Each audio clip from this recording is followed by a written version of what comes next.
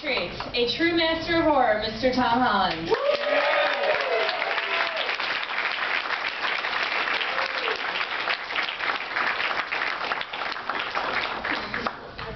Excellent. I guess I have so many questions. I guess first and foremost, how did this come about? Where did this idea come from? Well, where did it come from? I had done a movie. I'd written a movie called Cloak and Dagger. And Cloak and Dagger was a very, very loose remake of The Window.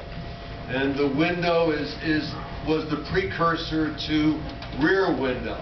And it was written by Cornell Woolrich. It's a short story, and it's about a boy. It's the Boy Who Cried Wolf story. And that was the progenitor to Rear Window. Anyway, I really deviated because it seemed so thin in Cloak and Dagger. And I came back to it. I came back to it with this, the idea of looking out the window and seeing something happen next door.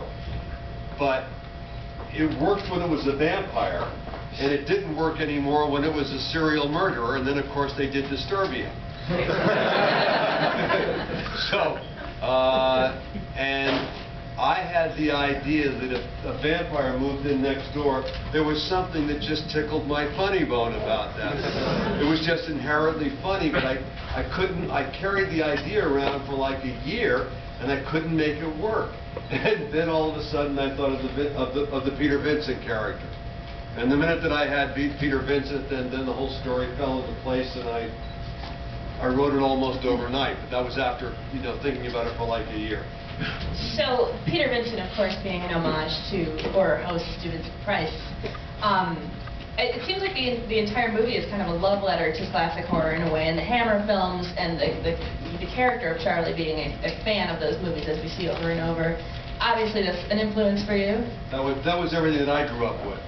I grew up with the Hammer horror films and Incubus, which was the low-budget version, English version, and all the AIP stuff.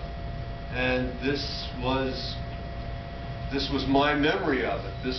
We had, when I was a kid, you had the Friday Night Frights, usually in the local channel, and there was some host or hostess like Stagger Lee or Vampira, and they were just god awful. But there was such affection for the genre in those days. And I think you put it right. It was a love letter to my memory of my love of horror as a kid. But tonally, and you can tell by the response of the audience as we screened it here tonight, it's very gratifying, by the way. Thank you.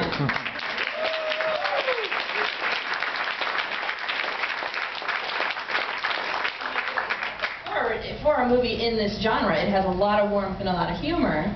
And I'm wondering, for you, in the writing process and the directing process, do you find comedy and humor more challenging, or the scares? Oh boy, I think that every project is its own, and I think that if you have something that comes from the heart, like Fright Night or Juno, those are both personal works. I mean, they're not creatively, they're not commercially calculated. It's a miracle that this got done. I think it was only because I was so hot as a screenwriter at the time, and this was the piece of filler at Columbia.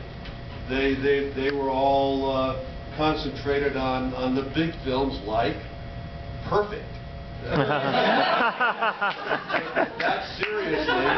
That seriously was the film that was going on at the same time that they thought was going to be the huge hit. And this was the throwaway. This was to fill a slot. The money they spent on this was nothing. It was $9 million at the time.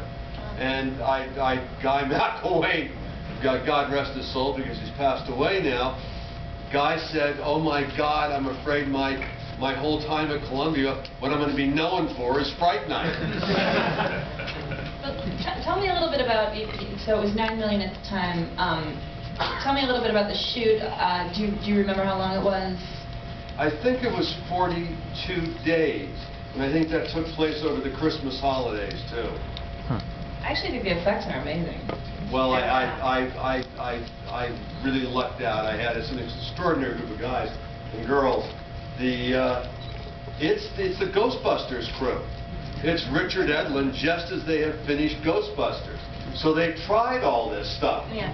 And they failed, and they went back and they shot and they reshot and did everything on a huge budget picture, Ghostbusters. So they had the problems worked out by the time they got to Fright Night. And it was an extraordinarily talented group of guys. It was, some of you will know him, Steve Johnson. It was Randy Cook. And Randy Cook went on to, I think, to head up all the CGI on Lord of the Rings. He was the sculptor on the vampire, the monster that hits Roddy on the bottom of the stairway. Thane, who was the guy, the captain of fire at the time, you know, CGI fire. They didn't call it CGI then, but I mean it was the state of the art as far as visual effects were concerned at the time.